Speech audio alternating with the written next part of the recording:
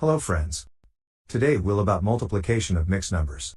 This is a following video to the multiplication of simple fractions video that you can also watch in my channel. A quick intro and we'll start.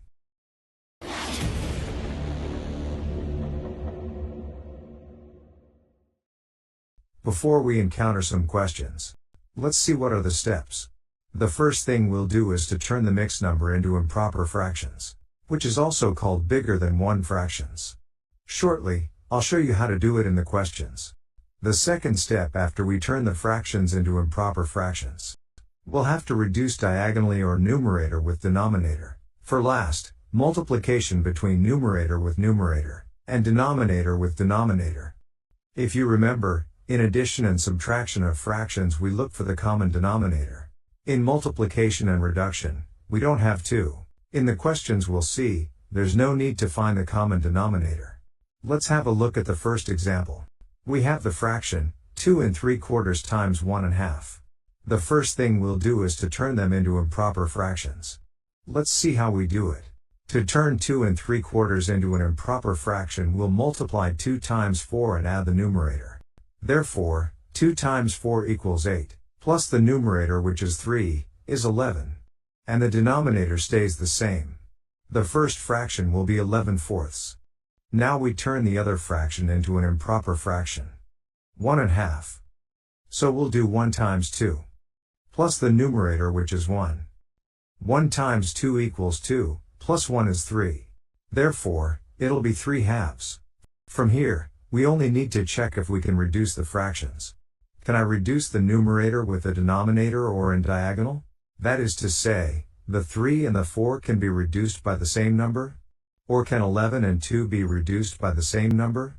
In this example, we cannot reduce the fractions. Therefore, we'll do numerator times numerator. 11 times 3 equals 33. And the denominators, 4 times 2 equals 8. Because this is the answer and it's a fraction which is bigger than 1. We can, and we should, turn it back into a mixed number. How many times 8 can fit in 33? We know that 32 is 4/8, plus 1/8. Therefore, it'll be 4 1/8.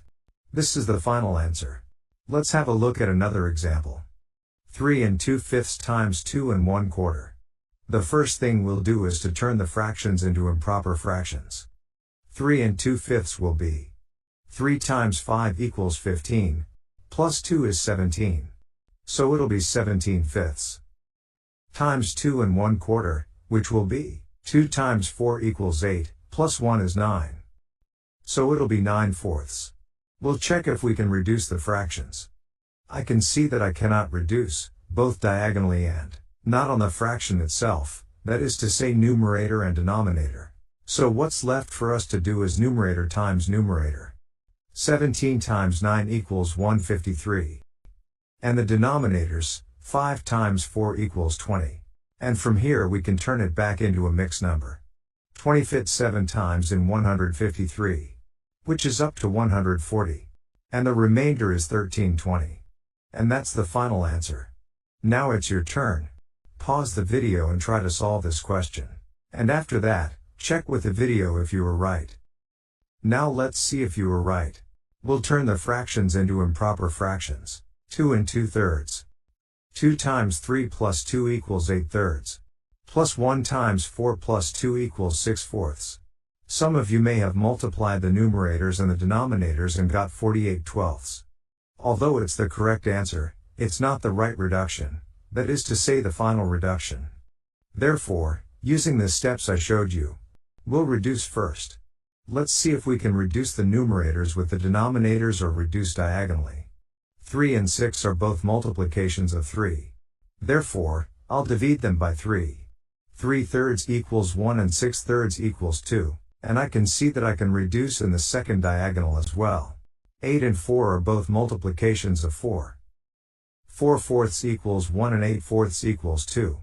All we have left to do is to multiply what's left from the numerators, numerator times numerator, which will be 2 times 2 equals 4. And the denominators, 1 times 1 equals 1. We don't have to keep the 1 in the denominator if that's the final answer.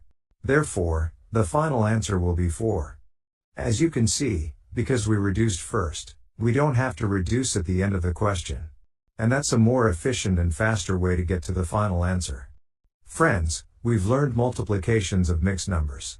And the most important thing is to not try to multiply them when they're still a mixed number, but to turn them into improper fractions first. Good luck! And have a blast!